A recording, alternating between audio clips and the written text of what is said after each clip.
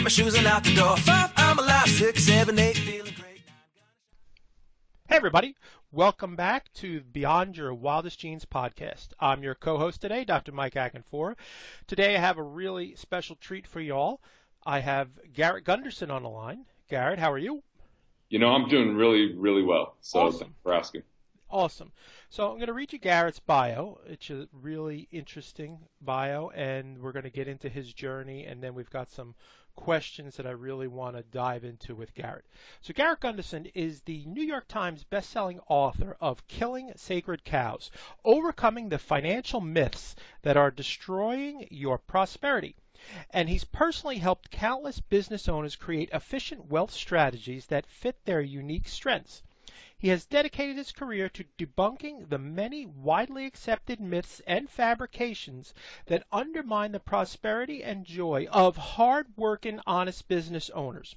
The firm that he ran before Wealth Factory, called Freedom Fast Track, was named to the Inc. 500. You may recognize Garrett from his appearances as a guest contributor on CNBC, Fox News, ABC, and many others. Garrett, welcome to the show. Hey, Michael, good to be with you, man. Looking forward to the conversation. Awesome. So, first of all, could you tell people about your journey?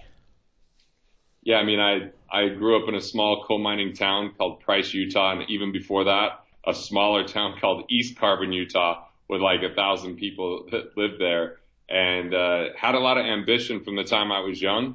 Played sports, and in playing sports, my parents weren't really keen on me having a job while trying to maintain school and sports throughout like high school. So I started a business detailing cars when I was 15 years old, made it even more official when I was 16 because I'd pick up the vehicles, clean them, get them back to the person before they left work. And it was a great way to make extra money on the side, plus have kind of a full-time gig in the summer. And I eventually hired employees and kind of managed this small business and started presenting it to the Small Business Administration, won Young Entrepreneur of the Year. And with that came $5,000. And so I guess unlike a lot of teenagers that would think, how could they go spend that money and where could they, what could they do with it immediately, buy something, I wanted to invest it. I was like that kid in a small town that wanted to get to the big city. And I thought if I could become a millionaire, this $5,000 was my start. And I started asking a ton of questions and got a bunch of different answers. And it ended up leading me into the business of financial services, which for the first few years, I was just kind of your normal guy selling life insurance and selling mutual funds. And when the market was up, I was smart. When the market was down, I was frustrated, didn't have a lot of good answers, and was told a lot of cliches by the firms that I represented that I just it didn't sit well with me, didn't sit right in my stomach. So I became a lot of the firms that I started to, that I was working with, they started to call me a fanatic because I asked too many questions and I was challenging some of the status quo. And that led me down a path of building out a program that's really about looking at the individual as the greatest asset, understanding who they are, and building a plan that fits them versus products that are just kind of, thrown their way and transactions that tell them to wait and scrimp and sacrifice. And hopefully in 30 years, they're going to be able to retire. I'm really challenging a lot of those concepts to the thing that 91% of all people that are worth $5 million or more have in common. And that's that they have an entrepreneurial spirit, because only 9% really inherited the money or inherited the position or maybe was an executive that had a stock option plan. So there's this whole other world about how to build money, build wealth, different than what we're seeing on TV. And the stuff that we're seeing on TV isn't leading people towards prosperity. It's leading most people towards uncertainty and frustration. And I think that people have been ready for a long time now to say, is there a better way? And I'm here to say, yeah, the only way to figure it out was to ask a lot of questions, take a lot of shots, and then write a book called Killing Sacred Cows, which definitely, I'm challenging status quo when something like that comes out. Great story. And you and I have known each other about 8 years. Yep. When we first met, I got to read your New York Times bestselling book called Sacred Cows. And I've gifted that book to probably 25 people because it's so important and so completely different than any financial book I've ever read. So can you share with our audience the 3 most important concepts from that book? Yes. The very first, most foundational piece of that book is chapter 1, which is called the finite pie because that's the myth. Most people think there's a finite pie and the only way to get ahead is that they feel like they have to shrink themselves to wealth, they have to cut back, they have to delay and defer, and then it's all kind of about luck, and that if someone else becomes really successful, that's taken away from them. It's kind of this concept of scarcity versus abundance, right? People in scarcity are what I call the consumer condition, where they're always looking to take more than they give, and it's a game of luck and entitlement and fear and worry. And unfortunately, a lot of people are kind of stuck in that premise or that philosophy. But what the chapter really confronts is that there's this true state of being called abundance. And some people might confuse that for ignorance, because just because I'm abundant doesn't mean I don't face challenges and short-term, obstacles and perceived failure. But instead, what abundance would say is that there's a producer paradigm where you look to create more value in the world than you take from it, and that there's human ingenuity, there's innovation, and the real way to wealth is exchange. So even if there's a finite amount of money, that money can exchange so many different times, and every time it exchanges, parties end up wealthier. So we've ended up wealthier hundreds of years later because of people's ideas, because of people's efforts, because of people's inventions, because of people's, ability to deliver value, that we have a higher standard of living now in the world than we did in the past. So there's actually more wealth today than there was before. And even though if we turn on the news, we hear about all the demise and all the sadness and all the destructiveness, but we're talking about an entire world with billions of people that were picking out those pieces. And what's almost never reported is abundance and creation and business owners doing something of good in the world, and people exchanging by solving problems and serving others and delivering that value. So that first part is, in summary, that no amount of luck or saving or discipline or rate of return or financial advisor will ever save you if you can't address and conquer the scarcity mentality and embrace abundance, because profit in the world of abundance is evidence of value creation, and in the world of scarcity, profit is the evidence of luck or deception. And the problem is, if it's luck or deception, most people want to, they think that it's never going to happen to them, or they want to avoid it because they don't want to be deceptive. And yes, there are those deceptive few. There's that deceptive minority that's looking to confiscate wealth. But think about it. The more we create value for one another, the more exchange we facilitate, the more wealth there is because of the goods, services, and experiences that are kind of, continuing to velocitize or continuing to exchange and set in motion. And so that's chapter one, and I think that that's the most important chapter of the book. Even though it's, there is no concrete step to take, it's more a way to challenge the mind and say, how do you see things and view the world philosophically? And if you don't address this, I don't care the other strategies in the book, they're just not going to matter. Right. So we've got to empty out that glass that's full of this other stuff, this dogmatic approach, in order for these concepts to actually take root. Absolutely. So that's really cool. So, building wealth and savings is not always easy for people. So what is the first step someone can take without having to, say, cut back or do painful budgeting?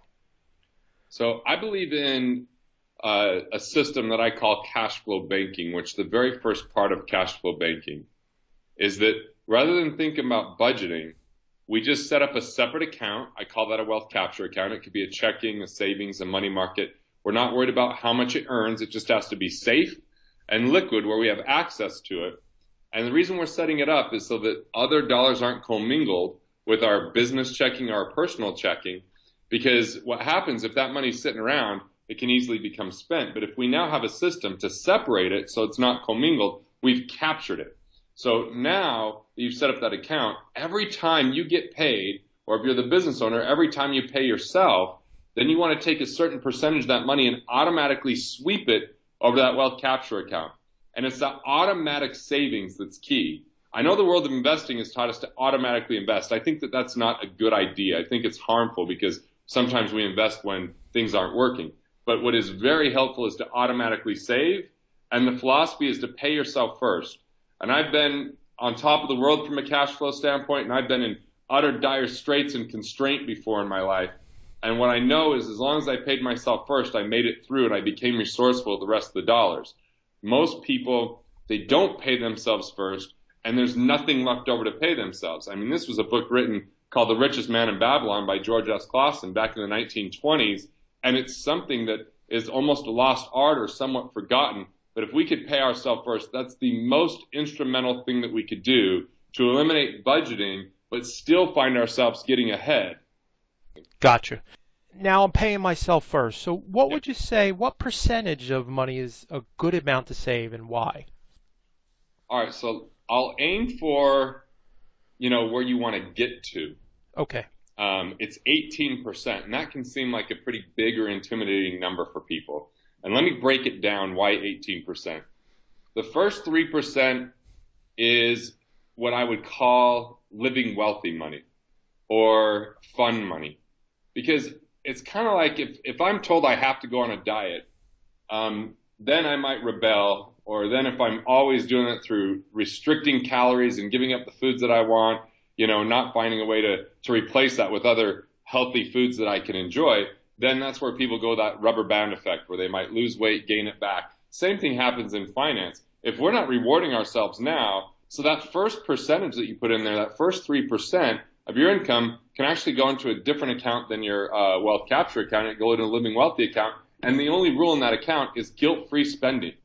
Spend it on what you want just so that you're rewarding yourself along the way, and it's not always about everyone else because you are your greatest asset. Now, the other 15% is broken down like this. 3% because inflation exists. Our money erodes over time simply because of inflation. We have to set up some money for the future to be able to handle that. Another 3% is for technological change. We're constantly coming out with new innovations and buying those that didn't even exist before. Cell phones in the span of human history are ridiculously new, but pretty much everyone has one now, or personal computers. So what else is going to be invented? We look at everything from iPods being invented to Apple TV, to Google Chrome, to, you name it. It's like there's just all this technology that's coming out for people. And so we want to be able to be prepared for technological change. Another 3% is for planned obsolescence. Things break down, you have to replace them. Just in the last year, we've moved into a new home just less than 4 years ago, but we've already replaced a washer that was high-end brand Viking. We've already replaced our washer and dryer, which were a little bit older. We bought them when we first got married. But those are, that's planned obsolescence. Things break down and they have to be replaced. Another 3% is simply because taxes. When I interview people, when I poll them in a crowd, pretty much 99.9% of people think taxes are going up in the future. We have to put aside some money to be able to handle that. And then the last 3%, and this is a really important 3% for me, it's propensity to consume, which I call a luxury once enjoyed becomes a necessity. I knew nothing about good restaurants when I grew up, and then all of a sudden I feel like we've had a food revolution here in America in the last decade. And I mean, there's just so many amazing restaurants, and I love to eat at them, and the ones I eat at are a lot more expensive. Or I used to stay in motels, now I stay at really nice places. So, that's propensity to consume, and that's why 15%. Now, if you don't have that full 18% today, that's okay. You just want to start with something. And then you want to look and say, are you overpaying on any of the 4 I's, the letter I? The first I is the IRS.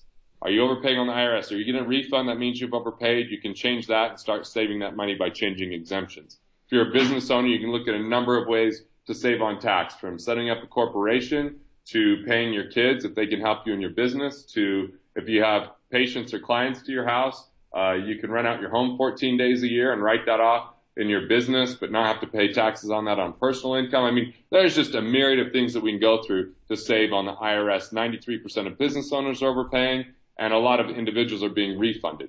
The second I is interest. Most people are overpaying on interest if they have any loans. Do you have the right credit score? When was the last time you renegotiated your interest rates? Have you paid off, really inefficient loans that hurt your debt to income, which means every dollar that you earn, a certain percentage that goes towards debt is your debt to income. If your debt to income is high, that lowers your credit score. A lower credit score means higher interest rate. Or simply you haven't refinanced something for a number of years and the interest rates are lower. So those are, that interest is a big part. The next I is investments.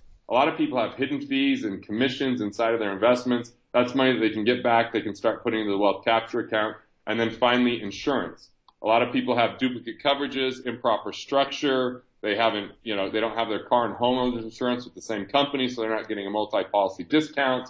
I mean, basic things like that help us get to that 18%. So it's not all on cutting back and reducing and eliminating. It's simply on how can we be more organized with our financials and how can we be more efficient with our money so that we keep more of every dollar that we earn, and then we can start putting that money away for us and our future benefit and as a safety net along the way. Because here's a big point, Michael.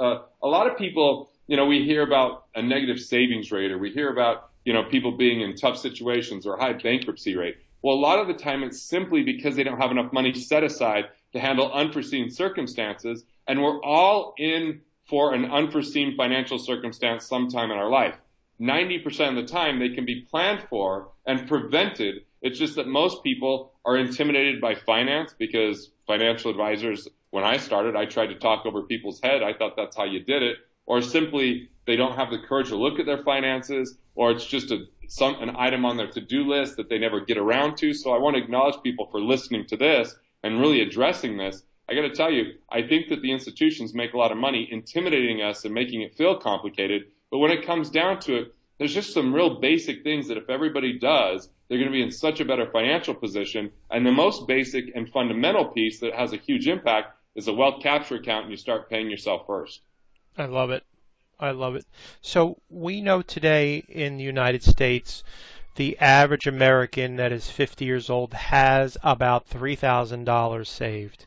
How can someone get started capturing or building wealth if there's no money left over from the month to month or the week to week of their lives? As long as they've at least first set up a wealth capture account, gotcha. Then they can restructure loans.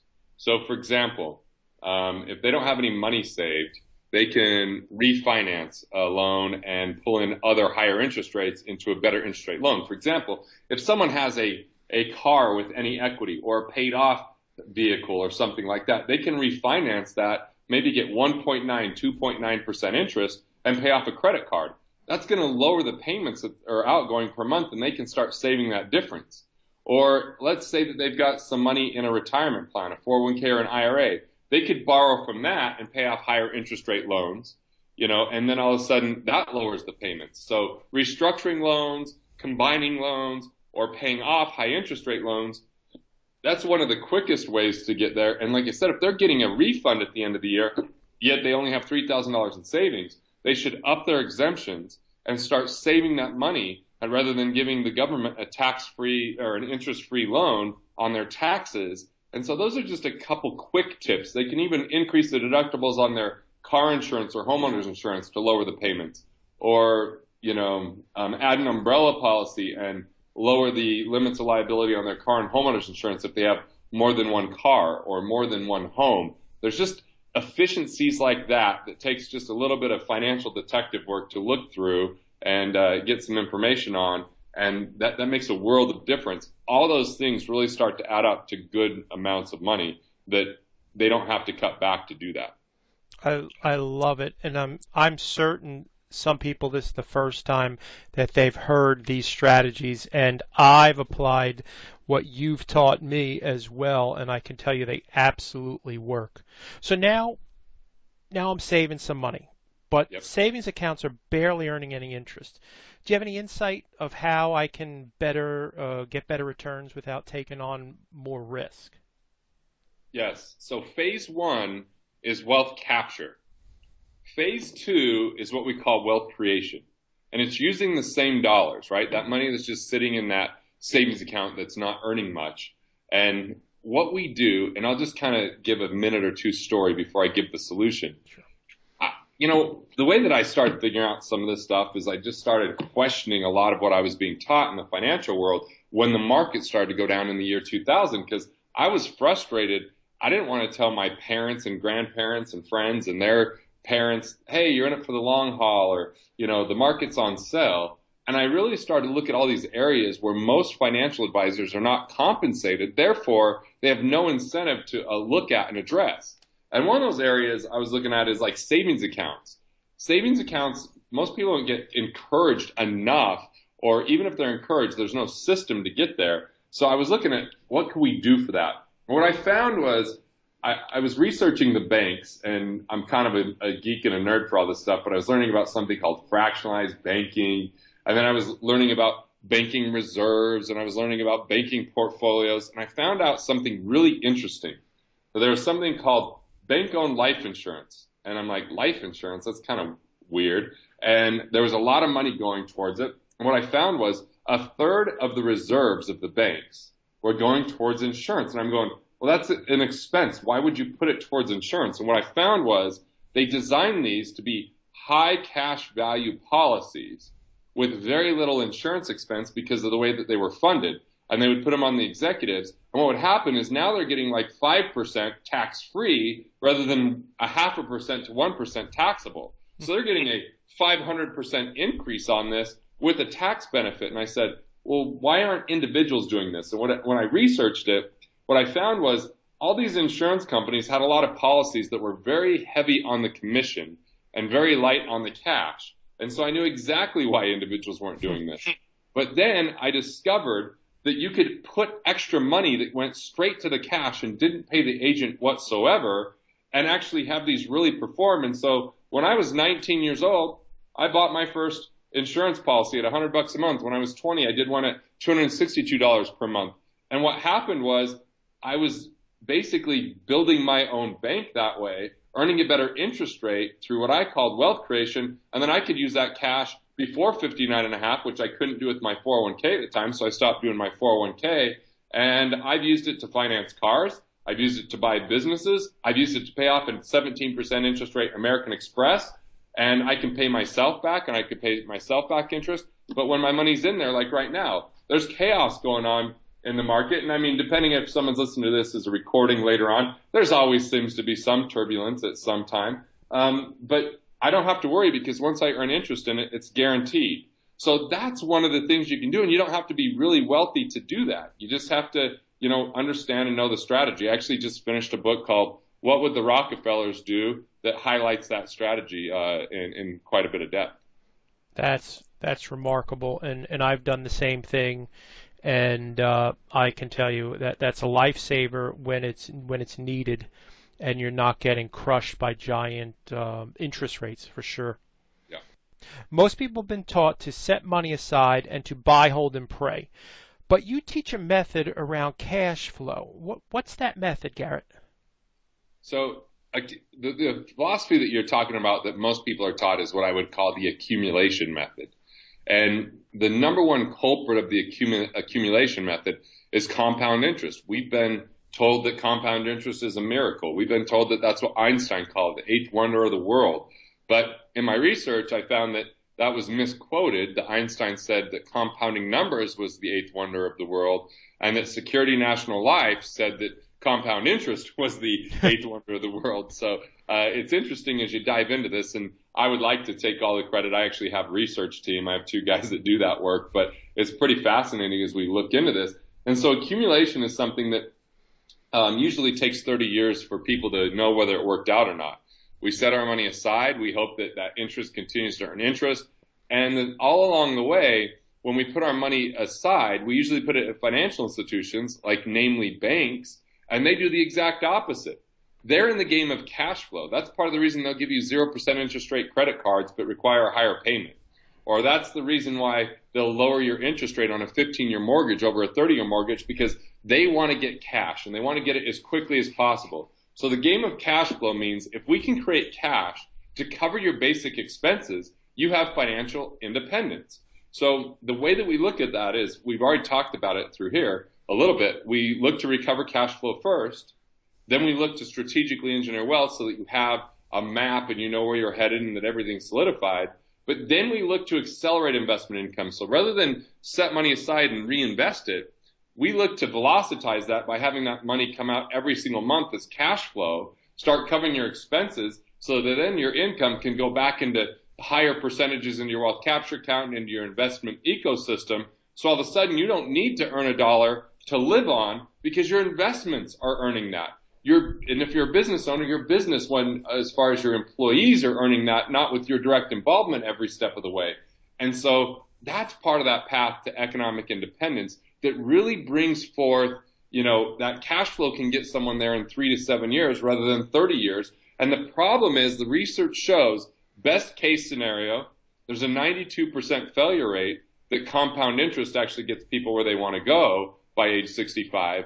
In most research, it's a 98% failure rate, meaning when people are age 65, they are not financially independent. Their investments, their Social Security, that kind of stuff, if they stop working, they cannot sustain. And so what I found working with individuals and researching this since the time I entered the financial world is that economic independence by focusing on cash flow is a much safer and quicker way to get there. And because it's once again, we're cutting out the middleman and just using the strategy that the big institutions are using on us. And that's part of what I like to unveil is what's happening to us, and can we use those rules to rig the game in our favor rather than be used by the game? I love the message, and like I said, when you taught me this, it was the first time I ever heard of this, and I've applied it in my life with my business, and we have done remarkable things since we first met, and I have you to thank for that, because without hearing these concepts from you, we would be dumping more and more money into things that we really had no business doing whatsoever. Well, that means a lot. I appreciate the compliment, and I enjoy what I do and enjoy investigating this kind of stuff, and then really putting people behind it to research it and find out the truth about what's going on. I know not everybody's built to be an entrepreneur, but I think everybody's built to be an intrapreneur at minimum, which is find out what we have to offer the world. What are our unique skills, talents, abilities, and what are we willing to be engaged in, because it brings us energy versus drains our energy, and really do that in a way to deliver more value, expand the reach or the impact that we can have on individuals. And that's how we're really going to create wealth. And then when we make that money, let's keep that money. Let's be efficient with it. Let's improve cash flow with it, and stop taking risks with it, and stop handing it over to people that are supposedly experts, but in most cases are traditionally salespeople. Absolutely. So we have 33,000 subscribers. More people need to hear your message and what you're saying. Where can people find you, Garrett? Wealthfactory.com is the best resource. And if you go to the About Us, if you click About Us, there's 3 killer freebies at the bottom of that page. One is an investment scorecard, which is figuring out before you ever invest, is it a good investment for you based upon where you're at, and giving you real due diligence, because most people don't do due diligence because the person that's telling them about due diligence is also selling them the product. It's kind of a conflict of interest. Or there's a guide in there on how to improve your cash flow. So those are some cool resources, wealthfactory.com. Feel free to navigate the site.